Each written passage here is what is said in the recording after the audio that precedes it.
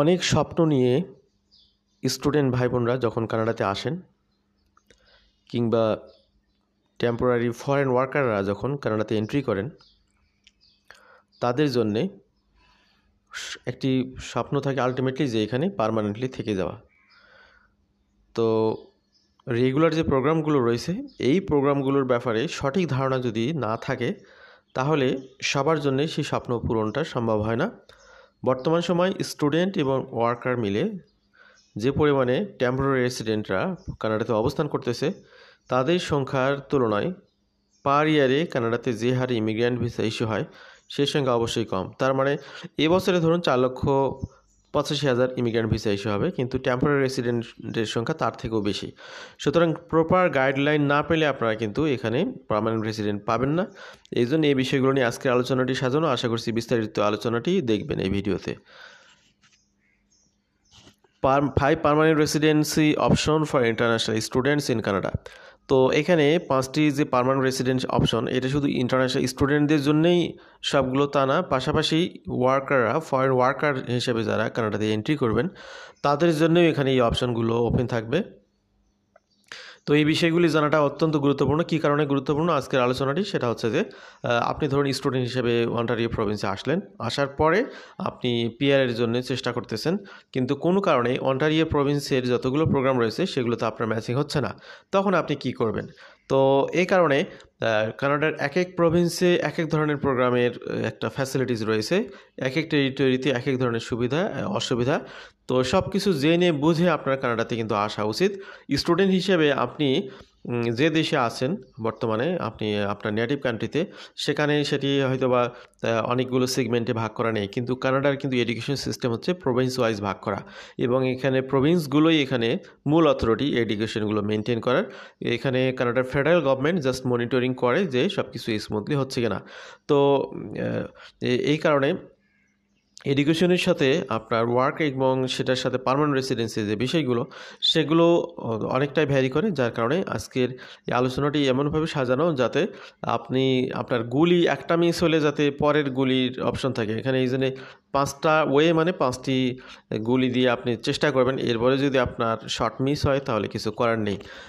উদাহরণ দিয়ে বোঝানোর চেষ্টা করলাম। Overseas students looking for a top notch education and bright future, the variety of options accessible to graduate who want to transitions from temporary student status to permanent residency. Importance of post-graduation work permits. International students often transition to an open work permit after completing their studies if they meet criteria of graduating from study program that is eligible for post-graduation work permit. তো প্রকৃতপক্ষে স্টুডেন্টরা যারা এখানে আসে তাদের 99% সবার স্বপ্ন থাকে পড়াশোনা শেষ করে তারা পোস্ট গ্রাজুয়েশন ওয়ার্ক পারমিটটি ক্যারি করবে। 2 দিন আগের আলোচনায় আপনাদেরকে বলেছিলাম যে বিশেষ করে বর্তমানে যারা মাস্টার্স প্রোগ্রামে কিংবা পিএইচডি প্রোগ্রামে আসবেন তাদের জন্য এখানে পিআরের সুবিধাগুলো অনেক বাড়ানো হয়েছে। আর আন্ডারগ্র্যাড প্রোগ্রামে যারা আসবেন তাদের জন্য ক্যাপ সিস্টেম করা হয়েছে অনেকগুলো সমস্যার কারণে।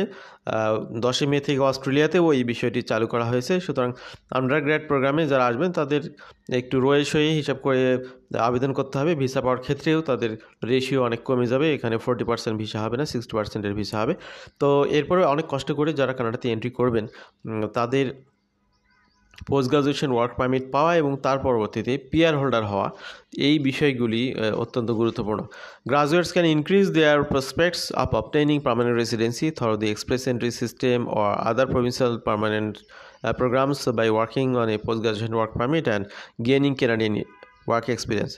So it's important to understand the importance of post-graduation work permit, and international students should make the most of it from day one and explore their possibilities for permanent residency. তো permanent রেসিডেন্সির জন্য student ভাই বোনরা যে প্রস্তুতি নেবেন তার মধ্যে নাম্বার 1 চয়েস হচ্ছে express entry program. Express entry প্রোগ্রামের মাধ্যমে এখানে প্রতি বছরে সর্বোচ্চ লেভেলের ইমিগ্র্যান্ট ভিসা ইস্যু করা হয়, এবং এক্সপ্রেস এন্ট্রিতে যে ক্যাটাগরিগুলো রয়েছে 3টি ক্যাটাগরি, এর মধ্যে 2টি ক্যাটাগরিতেই স্টুডেন্ট যারা রেগুলার স্টুডেন্ট তারা খুব অনায়াসে এখানে কোয়ালিফাই করে। এর মধ্যে একটি হচ্ছে আপনার ফেডারেল স্কিল ওয়ার্কার প্রোগ্রাম, আর একটা হচ্ছে এক্সপ্রেস ক্যানাডিয়ান এক্সপিরিয়েন্স ক্লাস। তো এখানে বেসিক্যালি কানাডাতে যারা এখানে পড়াশোনা করে 1 বছরের জব করে পোস্ট গ্রাজুয়েশন ওয়ার্ক পারমিট পাওয়ার পরে তাদের সাধারণত কানাডিয়ান এক্সপিরিয়েন্স ক্লাসে আবেদনের সুযোগ থাকে। Candidates are evaluated using a point system that takes into account many aspects including age, education, employment history, language skill and flexibility। এখানে এক্সপ্রেস এন্ট্রির জন্য যে বিষয়গুলি কাউন্ট করা হয় সেগুলোর একটি আপনার সামারি এখানে তুলে ধরা হয়েছে। Currently the express entry system is focusing on individuals with a high level of proficiency in the French language or skilled workers with at least 6 months of experience in one of the occupation specified by Immigration, Refugee and Citizenship Canada IRCC। তো এখানে express এন্ট্রির মধ্যে অনেকগুলো category, তার মধ্যে আপনারা জানেন যে সাম্প্রতিক সময়ে কানাডা ক্যাটাগরি বেস একটি ক্যাটাগরি বলতে এক্সপ্রেস এন্ট্রি প্রাইমারি ক্লাসিফিকেশন 3টি, আপনার federal skill worker, Canadian experience class, federal trade class. আবার এইগুলোর মধ্যে আবার ক্যাটাগরি বেস করা হয়েছে বিশেষ কারণে, বিশেষত 6টি ক্যাটাগরিতে। সেটা আপনারা এখানে দেখতে পেলেন যে ফ্রেঞ্চ ল্যাঙ্গুয়েজ এবং আরও কয়েকটি ক্যাটাগরি। এগুলোর মধ্যে যদি আপনার প্রফেশনগুলো পড়ে তাহলে স্টুডেন্টদের জন্যেও এখানে আপনার পরবর্তীতে ওয়ার্কার টু ইমিগ্রেন্ট হওয়ার জন্য এখানে ব্যাপক এটা সুবিধা প্রদান করবে। There are multiple pathways available to international graduate under the express entry system। তো এক্সপ্রেস এন্ট্রির অধীনে এই মাল্টিপল ওয়েজগুলো কি সেগুলো এখানে আলোচনা করি। প্রথমে একটু আগে বলেছিলাম যে কানাডিয়ান এক্সপিরিয়েন্স ক্লাসের কথা। কানাডিয়ান এক্সপিরিয়েন্স ক্লাসে স্টুডেন্টরা কোয়ালিফাই করতে হলে এখানে তাদের 52 সপ্তাহের কাজ করতে হবে, মিনিমাম 52 সপ্তাহে, এবং পার সপ্তাহে 30 ঘন্টা করে কাজ থাকতে হবে। এবং তার এই কাজগুলো কোন ক্যাটাগরিতে হবে কানাডাতে আপনার আগে এনওসি বলা হতো, এখন বলা হয় টিআর, TEER। এই টিআরের মধ্যে অনেকগুলো ক্যাটাগরি রয়েছে, তার মধ্যে 0, 1, 2, 3 এই 4টি অকুপেশনের মধ্যে যদি কারো জব এক্সপিরিয়েন্স থাকে তাহলে তারা কানাডিয়ান এক্সপিরিয়েন্স ক্লাসের মাধ্যমে আবেদন করতে পারবে। এবং এখানে আইএলটিএস রিকোয়ারমেন্টের বিষয়টা বলি, সেটা হচ্ছে যে আপনি যদি ক্যাটাগরি 2 or 3 অকুপেশনসের জন্য ট্রাই করেন সেক্ষেত্রে আমরা আইএলটিএসে 5 পেলেও আপনি এখানে কোয়ালিফাই করবেন। আইএলটিএসে লেভেল 5 পেতে হবে ইংলিশে অথবা ফ্রেঞ্চ। কোয়ালিফাই করবেন বলতে পিআর পাবেন তা না, আপনি পিআরের জন্য আবেদনের এলিজিবল হবেন। এরপরে আপনারা যারা টিআর 0 or টিআর 1-এর জন্য আবেদন করতে চান, এই অকুপেশনগুলো ম্যানেজমেন্ট লেভেলের, সেগুলোর জন্য আবেদন করতে চাইলে এই আইএলটিএসের রিকোয়ারমেন্ট থাকতে হবে লেভেল 7, অর্থাৎ এখানে আপনি এলিজিবল হবেন প্রোফাইল করার জন্য। International student on post-graduation work permit should focus on finding an appropriate occupation to gain experience in one of the following occupations targeted in category-based express entry draws. Federal Skill Worker Program. Under the Federal Skill Worker Program, foreign graduates with Canadian education are eligible to accrue points. A lot of international students are unaware they can qualify Federal Skill Worker Program from inside Canada as well. A typical profile would be someone who just graduated from a study program in Canada, has at least 1 year of experience in any of the tier 0, 1, 2 or 3 occupations, and level 7 English or French language proficiency। এখানে একটা বিষয় আপনাদেরকে বলে রাখি, সেটা হলো যে কানাডাতে স্টুডেন্ট ভাই বোনরা এক্সপ্রেস এন্ট্রির অধীনে আবেদন করতে চাইলে এক্সপ্রেস এন্ট্রির যে 2টি ক্যাটাগরি, কানাডিয়ান এক্সপিরিয়েন্স ক্লাসে আবেদন করতে হলে কমপক্ষে ইন কানাডাতে 1 বছরের জব এক্সপিরিয়েন্স থাকতে হবে। আবার যদি কেউ ফেডারেল স্কিল ওয়ার্কার প্রোগ্রামে আবেদন করতে চান সেক্ষেত্রে তারা এখানে এলিজিবল হবেন। পাশাপাশি যে সমস্ত ভাইরা অনেকে আছেন যারা দেখা গেল যে নিজের দেশে ব্যাচেলার করেছেন কিংবা মাস্টার্স করেছেন, পরবর্তীতে হয়তো কানাডাতে পোস্ট গ্রাজুয়েশন ডিপ্লোমা করার জন্য কিংবা কোনো কোর্স করার জন্য, অথবা দেখা গেল যে আপনি কোনো মাস্টার্স প্রোগ্রামের জন্য এখানে এসেছেন, তো মাস্টার্স প্রোগ্রামটা কমপ্লিট করার সাথে সাথে আপনি এখানে একটা এক্সট্রা বোনাস পয়েন্ট পাবেন। এবং আপনার হয়তো বা নিজ দেশে কোনো না কোনো জব এক্সপিরিয়েন্স ছিল, তো সেই জব এক্সপিরিয়েন্সগুলো যদি আপনার টিআর ক্যাটাগরির 0, 1, 2, 3 এগুলোর মধ্যে পড়ে তাহলে আপনি আপনার দেশের সেই আগের অর্জিত এক্সপিরিয়েন্স, পরবর্তী সময়ে কানাডাতে আপনার পড়াশোনার এক্সপিরিয়েন্স, পড়াশোনার অভিজ্ঞতা, এইগুলোর সমন্বয়ে আপনি খুব সহজেই ফেডারেল স্কিল ওয়ার্কার প্রোগ্রামেও এলিজিবল হবেন। তো স্টুডেন্ট ভাই বোনরা কিন্তু এইভাবে একের ভিতরে 2, অর্থাৎ কানাডিয়ান এক্সপিরিয়েন্স ক্লাস এবং federal skill worker express entry 2টি সেগমেন্টেই তারা এখানে নিজেদেরকে কোয়ালিফাই করতে পারেন। While on post-graduation work permit and prior to qualifying for CEC, foreign student can get additional points for arranged employment if their employer is willing to support them. এখানে আরেকটি বিষয় সেটা হচ্ছে যে যাদের প্রিভিয়াস জব এক্সপিরিয়েন্স রয়েছে, দেখা গেল যে আপনি মাস্টার্স করতে এসেছেন, পিজিডি করতে এসেছেন, আগে আপনার নিজ দেশে অভিজ্ঞতা রয়েছে, তো পরবর্তীতে আপনি কানাডাতে পড়াশোনা করতেছেন, সেটার রেফারেন্সে আপনি আবার নতুন করে কানাডার একজন এমপ্লয়ারের থেকে জব অফার পেলেন। তো এখানে বোনাস পয়েন্টগুলো কীভাবে পাবেন আপনি দেখুন, আপনার আগের জবের অভিজ্ঞতা, আপনার IELTS, এরপরে হচ্ছে আপনি পরবর্তীতে কানাডাতে পড়াশোনা করলেন, সেই পড়াশোনা করার জন্য পয়েন্টস পাবেন, এরপরে আপনি কানাডাতে একটি জব অফার পেয়েছেন, সেই জব অফারের জন্য এক্সট্রা বোনাস পয়েন্ট পাবেন। এই সবগুলো পয়েন্টের যখন সমন্বয় করা হবে তখন আপনাদের স্কোরগুলো অনেক বেশি বুস্টিং করবে এবং সেগুলো দিয়ে আপনি ফেডারেল স্কিল ওয়ার্কার প্রোগ্রামে এবং কেনাডিয়ান এক্সপিরিয়েন্স ক্লাস দুইটিতে খুব সহজে এখানে নিজেদেরকে কোয়ালিফাই করতে পারবেন। The PNP and provincial nominee আর প্রভিন্সিয়াল নমিনি প্রোগ্রাম, এতক্ষণ আমরা এক্সপ্রেস এন্ট্রি নিয়ে কথা বললাম, এটা হচ্ছে নাম্বার 1। 2 নম্বরে এখানে আপনারা দেখতে পাচ্ছেন যে এক্সপ্রেস এন্ট্রির পরে সবচেয়ে বৃহৎ সংখ্যক যে ইমিগ্র্যান্ট ভিসা ইস্যু হয় সেটা হচ্ছে প্রভিন্সিয়াল নমিনি প্রোগ্রামের অধীনে। A large number of Canadian province offer PNP with designated tracks designed to accommodate foreign graduates. In the event that graduate exceed provincial requirements, these programs provide a route to permanent residency. PNP associated with express entry in certain provinces provide preference to foreign graduates. Getting a provincial nomination raises an applicant's express entry profile considerably. Every province and territory has its own nominee program, which further have multiple streams, including specific categories for international students. তো এখানে বিষয় হলো যে provincial nominee প্রোগ্রামগুলো সাজানো হয়েছে provincial রিকোয়ারমেন্টগুলো fulfil করার জন্য। সেখানে প্রভিন্সগুলো তাদের নিজেদের চাহিদার আলোকে এখানে প্রোগ্রামগুলো অফার করে থাকে এবং প্রভিন্সগুলো সবসময় দেখে যে সেই প্রভিন্সে আপনার কোনো টাইজ আছে কিনা। টাইজ বলতে সেই প্রভিন্সের সাথে আপনার কোনো রিলেশন আছে কিনা। সেই রিলেশনগুলো কীভাবে হতে পারে, আপনি যদি কোনো স্পেসিফিক প্রভিন্সে পড়াশোনা করেন, সেই রেফারেন্সে আপনি এক্সট্রা বোনাস পয়েন্ট পাবেন। সেই প্রভিন্স থেকে যদি কোনো জব অফার থাকে তাহলে বোনাস পয়েন্ট পাবেন। সেই প্রভিন্সে যদি আপনার কোনো রিলেটিভস থাকে আগে থেকেই, এইগুলো থেকে আপনার বোনাস পয়েন্ট পাবেন।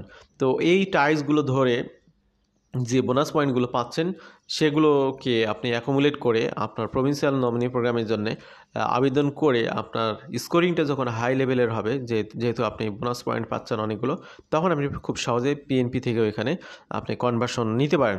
তো অনেকগুলো প্রভিন্সিয়াল নমিনি প্রোগ্রামের অপশন রয়েছে স্টুডেন্ট ভাই বোনদের জন্য। এখানে দেখতে পাচ্ছেন আপনার ব্রিটিশ কলাম্বিয়াতেও রয়েছে British Columbia provincial nominee program, BCPNP, Ontario immigrant nominee program OINP, Manitoba provincial nominee program MPNP, Newfoundland and Labrador provincial nominee program NLPNP। এরপর রয়েছে New Brunswick provincial nominee program NVPNP, Nova Scotia provincial nominee program NSPNP, North West Territories nominee program NTNP, Prince Edward Island provincial nominee program PEIPNP।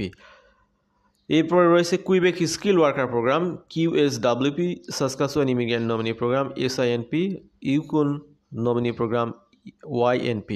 Thar PNP Canada aims to welcome 1,10,000 new permanent রেসিডেন্সিকে target করা হচ্ছে এই বছরে এবং 2025 সালেও 1,10,000 immigrant visa issue হবে এই provincial nominee প্রোগ্রামের অধীনে। সুতরাং এই স্টুডেন্টদের জন্য এটা একটা বৃহৎ market. Consequently, in 2024, the combined power of Canadian PNP will be the only economic channel comparable to express entry.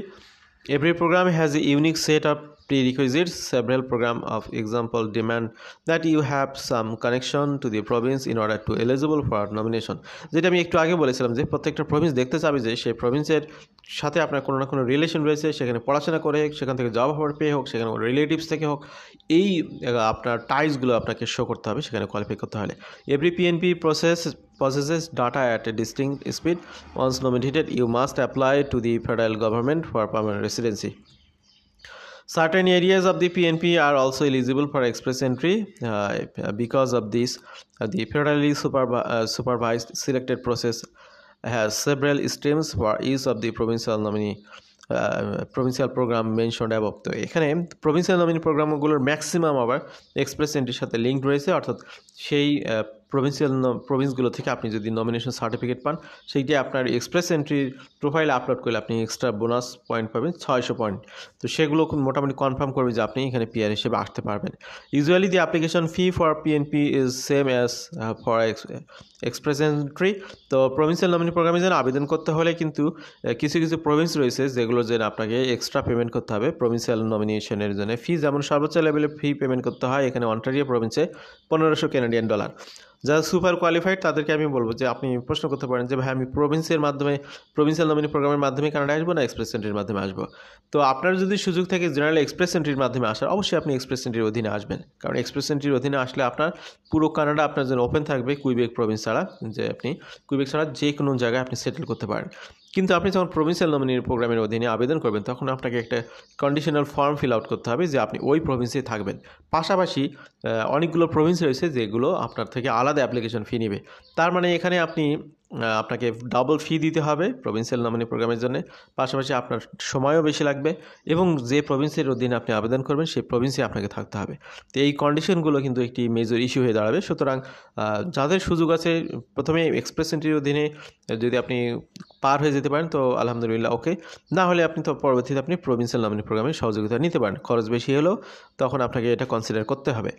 তো এক্সপ্রেস এন্ট্রি, তারপর পিএনপি, এরপরে থার্ড যে প্রোগ্রামটি স্টুডেন্টদের জন্য সবচেয়ে সহায়ক হতে পারে সেটা হচ্ছে Atlantic immigration program AIP. AIP is a Canadian government immigration program created to assist firms in the Atlantic provinces of Canada in hiring qualified foreign workers and recent graduates to fill their labor shortages. তো এখানে Atlantic immigration প্রোগ্রামটি কানাডার 4টি Atlantic প্রভিন্সে এখানে মূলত এটি পরিচালিত হয়। এগুলো হচ্ছে এখানে আপনারা দেখতে পাচ্ছেন Atlantic provinces: new Brunswick, Nova Scotia, Prince Edward island এবং নিউ ফাউন্ডল্যান্ড ল্যাব্রাডর। এই 4টি প্রভিন্সে মূলত এই প্রোগ্রামগুলো পরিচালিত হচ্ছে। তো এই প্রোগ্রামগুলোর যে প্রি কন্ডিশন সেটা হলো আপনাকে প্রথমে একটি জব অফার ডিজার্ভ করতে হবে।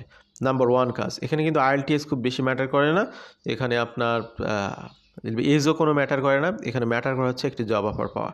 তো স্টুডেন্ট ভাই বোনরা কীভাবে সেটি পাবেন? সবচাইতে ভালো হয় আপনি যদি নিজেই এই 4টি প্রভিন্সে যে কোনো একটি প্রভিন্সে পড়াশোনা করেন।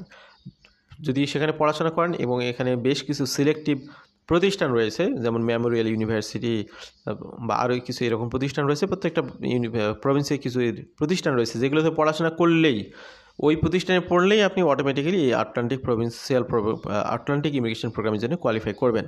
তো সেটা একটা আপনাদের জন্য সুবিধা হতে পারে। এখন দেখা গেলো যে আপনি অন্টারিও প্রভিন্সে পড়াশোনা করেছেন, আপনি অন্টারিও প্রভিন্সে কোনো প্রোগ্রামে কোয়ালিফাই করতেছেন না, সেখানে আপনি post graduation work permit complete করেছেন, 3 বছরের জব এক্সপিরিয়েন্স আছে আপনার কেনাডিয়ান এক্সপিরিয়েন্স ক্লাসে, কিন্তু আপনার কোনোভাবে এক্সপ্রেস এন্ট্রিতে হচ্ছে না, পিএনপিতেও হচ্ছে না, আপনি বসে আছেন, পিআর পাচ্ছেন না, তখন আপনি কী করবেন?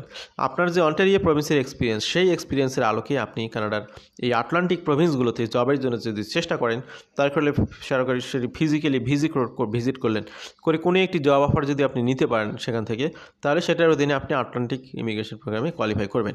কারণ এখানে আটলান্টিক ইমিগ্রেশন প্রোগ্রামে এরকম কোনো ম্যান্ডেটরি বিষয় নেই যে এই প্রভিন্সে আপনার আগে থেকে থাকতে হবে, এই প্রভিন্সে আপনার আগে থেকে জব এক্সপিরিয়েন্স থাকতে হবে, বা এই প্রভিন্সে আপনার পড়াশোনা আগে থেকে থাকতে হবে। সেগুলো হলে আপনার জন্য অ্যাসেট হবে যে সেগুলো থেকে আপনি সহজেই সেই প্রোগ্রামে অ্যাকোমোডেট করতে পারবেন। কিন্তু আপনি যদি ব্রিটিশ কলম্বিয়াতে পড়াশোনা করেন কিংবা অন্টারিওতে পড়েন ও সেখানকার কোনো প্রোগ্রামে যদি নিজেকে কোয়ালিফাই না করতে পারেন, পরবর্তীতে আপনি আটলান্টিক প্রভিন্সগুলোতে জব খুঁজে নিয়ে এই প্রোগ্রামগুলোর জন্য আপনি চেষ্টা করতে পারেন এবং সেখান থেকে আপনার জন্য সফলতার যথেষ্ট সুযোগ রয়েছে। Atlantic Immigration Program has been allocated an annual quota 6,500 for 2024. এখানে 8,500 সালে, এটা অ্যাজ পার ইমিগ্রেশন ওয়েবসাইট। এরপরে যে প্রোগ্রামটি রয়েছে সেটা হচ্ছে rural and Northern immigration program. Rural and Northern immigration program আবার ছড়ানো ছিটানো, এটি মেজর প্রভিন্সগুলোর মেজর সিটিগুলোকে অ্যাভয়েড করে তাদের যে বিভিন্ন কমিউনিটিগুলো রয়েছে সেগুলোকে আপনার সচল করার জন্যই মূলত এই প্রোগ্রামটি চালু করা হয়েছে। এই প্রোগ্রামটি এই বছরেই আপনার পার্মানেন্ট প্রোগ্রামে পরিণত হবে। এখানে 11টি কমিউনিটি রয়েছে এবং নতুন করে আরও 2টি পাইলট প্রোগ্রাম এখানে চালু হতে যাচ্ছে। তো এখানে আপনার rural and Northern immigration program দিয়ে আপনি যদি সার্চ করেন তাহলে কমিউনিটিগুলোতে আপনি খোঁজ পাবেন। তো এই প্রোগ্রামগুলোতে ফরেনারদের জন্য কোয়ালিফাই করাটা অনেক টাফ। সেক্ষেত্রে আপনারা যেটা করতে পারেন, এই প্রোগ্রামের সাথে সংশ্লিষ্ট যে 11টি কমিউনিটি রয়েছে সেই কমিউনিটির কোনো প্রতিষ্ঠানে আপনি পড়াশোনার জন্য আসতে পারেন। এসে ক্যানাডিয়ান এক্সপিরিয়েন্স ক্লাসে এখানে জব করলে, 1 বছরের জব করলে তখন সেখান থেকে এই প্রোগ্রামগুলোতে কোয়ালিফাই করাটা অনেক সহজ হয়। অথবা যারা অন্য প্রভিন্সে পড়াশোনা করতেছেন তারা যদি সরাসরি এই কমিউনিটিগুলোতে এসে জব খোঁজেন, কমপক্ষে 1 বছরে এখানকার এই কমিউনিটিগুলোর মধ্যে জব করতে পারলে তখন আপনি পরবর্তীতে এই প্রোগ্রামের অধীনে পার্মানেন্ট রেসিডেন্সি প্রোগ্রামের জন্য আবেদন করতে পারবেন, কোয়ালিফাই করবেন। After completing their studies, international student can apply for permanent residency in certain of these towns through a special procedure. Every participating community establishes its own standard and prerequisites for eligibility. The RCC is currently exploring options to expand the rural and northern immigration to other communities. এরপরে সর্বশেষ যে option সেটা হচ্ছে agriculture and agri food pilot program. এই প্রোগ্রামে আপনারা qualify করতে পারেন। The agriculture and agri food pilot program is Canada province in Canada provides skilled non-seasonal workers in specific industries and occupation with pathway to permanent residency, thereby taking labor shortages in the agricultural sector. তো agriculture সেক্টরকে সমৃদ্ধ করার জন্য মূলত এই প্রোগ্রামটি চালু করা হয়েছে। Canada has extended the agri food pilot program which debuted in 2022 for a 3-year period until May 14, 2025. তো আগামী বছরের মে পর্যন্ত 14 মে, আজকে আমরা যে সময় কথা বলতেছি জাস্ট আর 1 বছর হাতে সময় রয়েছে এই প্রোগ্রামটিতে কোয়ালিফাই করার জন্য। The program which targets workers in animal, greenhouse crop and meat processing aims to meet the sector's labor demands and ensure long-term settlement. তো এগ্রিকালচার সেক্টরে যাদের পড়াশোনা আছে তারা অন্য প্রোগ্রামের মাধ্যমে যদি কোয়ালিফাই করতে পারেন তো ভালো, না হলে আপনাদের জন্য সর্বশেষ এই প্রোগ্রামের মাধ্যমে কোয়ালিফাই করার যথেষ্ট সুযোগ রয়েছে। Gaining admission to a Canadian educational institution actually opens up a world of possibilities, one of which is the possibility of obtaining permanent residency in this hospitable and multicultural nation. So international students can obtain permanent residency in Canada through a variety of routes including PNPs, Express Entry, RNIP, AIP and Agriculture and Agri-Food Pilot. তো এখানে 5টি সেক্টরে পিআরের যে 5টি sector সেগুলো আমরা এখানে identify করলাম স্টুডেন্ট ভাই বোনদের জন্য। কারণ এখানে যেহেতু অ্যাপ্লিক্যান্টের সংখ্যা ইমিগ্রেন্ট ভিসার থেকেও অনেক বেশি, সুতরাং অল্টারনেটিভ ওয়েতে যদি আপনারা চেষ্টা করেন, চিন্তাভাবনা করেন, তাহলে আপনি কোনো না কোনোভাবে এখানে কোনো না কোনো প্রোগ্রামের অধীনে পিআর হোল্ডার হিসেবে কনভার্ট হয়ে যাওয়ার আপনি সুযোগগুলো পাবেন। তো আমাদের সাথে এতক্ষণ যারা ছিলেন তাদেরকে আন্তরিকভাবে ধন্যবাদ জানাচ্ছি, কৃতজ্ঞতা জানাচ্ছি। ভালো থাকবেন সবাই। আল্লাহ হাফেজ, সালামু আলাইকুম।